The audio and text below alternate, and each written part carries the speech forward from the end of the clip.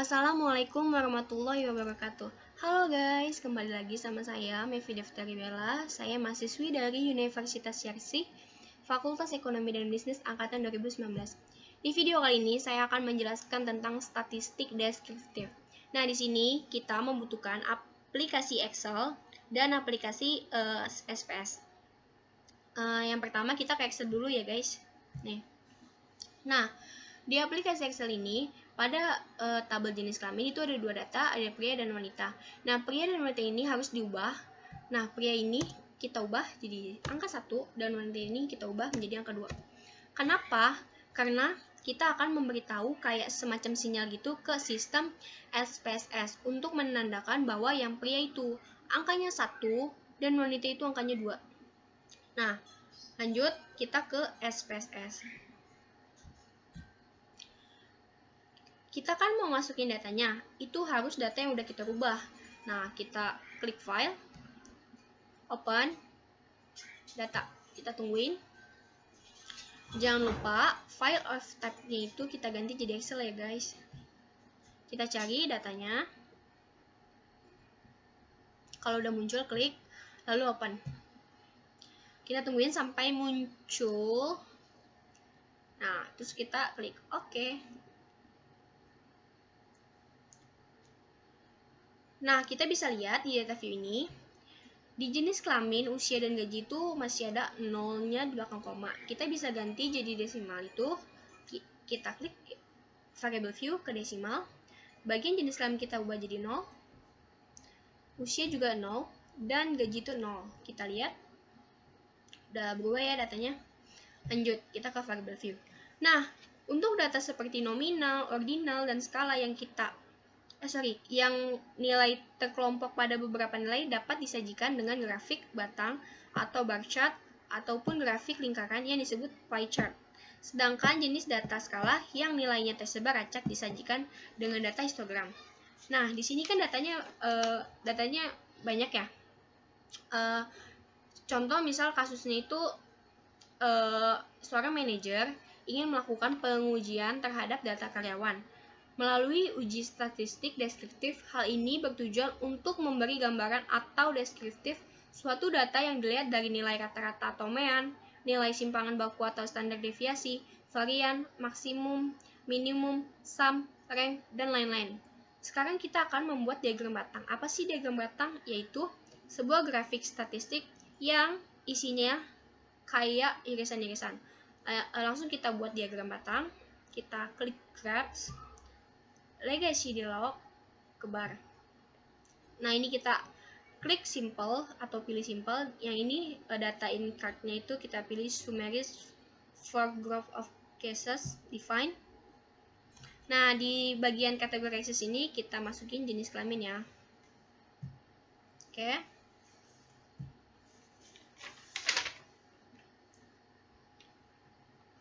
Nah, outputnya akan keluar seperti ini dari bar chart. Ini adalah variabel jenis kelamin. Dari 15 orang karyawan terdapat 8 pria dan wanita itu ada 7 orang atau sebanyak 7 orang.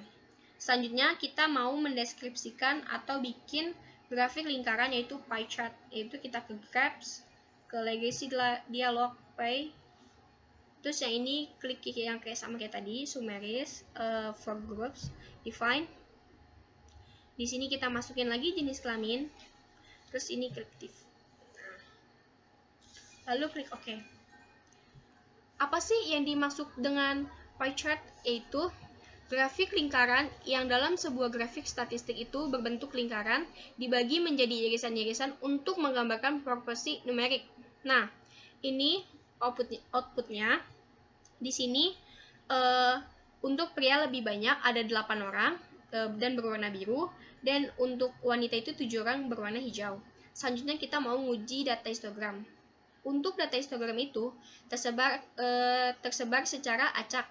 Jadi kita di sini nggak akan neliti atau nggak akan pakai variabel jenis kelamin, melainkan menggunakan variabel gaji ya. Kita ke Graphs, Legacy Dialog, kita ke histogram.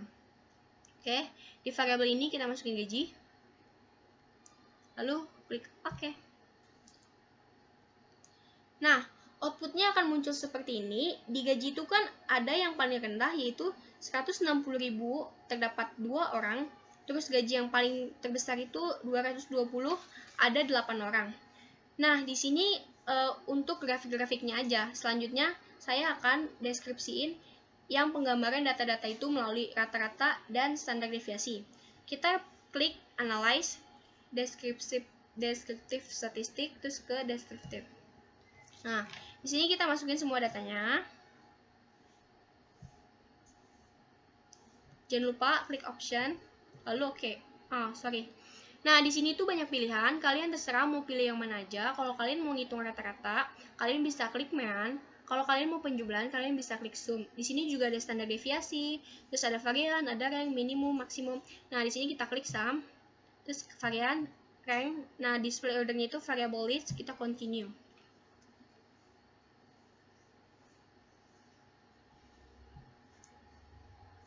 Nah, ini deskriptif statistiknya. Di sini ada gaji. Ada 15. Di sini ada usia, ada jenis kelamin, ada gaji. Ada 15 data. 0 di sini bisa dijelaskan juga. Jadi interpretasinya itu dari jumlah sampel atau N sebanyak 15 nih. 15 orang karyawan dengan variabel usia memiliki rank 17.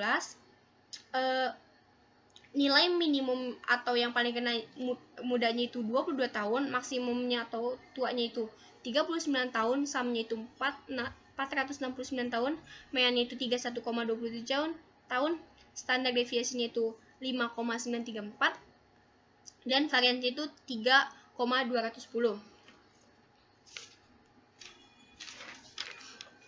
Nah, kalau untuk yang variabel gajinya itu, di sini ada 15 orang karyawan memiliki rank gaji sebesar 85.000, minimum 160.000, maksimum 245.000, sum 302.800, meannya 201, standar deviasinya itu 216, variasinya itu 467. Selanjutnya kita akan mendeskripsikan yang bagian frekuensi. Kita ke analyze, kita ke ini frekuensi, kita masukin jenis kelamin, usia, dan gaji. Lalu kita klik OK. Nah, di sini keluar outputnya. Ini udah keluar ya. Outputnya itu udah kebaca, sama kayak tadi. Ini validnya itu ada 15. Jenis kelaminnya itu kebaca 15 datanya. Usia 15 dan gaji 15. Nah, missingnya itu 0. Sama seperti tadi sebenarnya interpretasinya itu sampel atau responden sebanyak 15 karyawan dengan jumlah laki-laki 8 orang dan jumlah perempuan itu 7, dengan present laki-laki 3,3 dan perempuan 46,7, dan semua totalnya itu 100%. Selanjutnya untuk yang usia, ini karyawan usia 22 tahun itu di frekuensi 2, presentnya 13,3, di valid 33 itu frekuensinya 2, presentnya 13,3.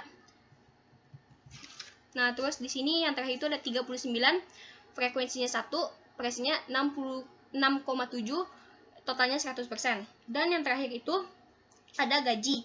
Nah, di sini itu gaji paling rendah itu 160.000, frekuensinya 1, presentnya 6,7, dan yang paling tertinggi itu 245, frekuensinya 1, presentnya 6,7, totalnya itu 100%.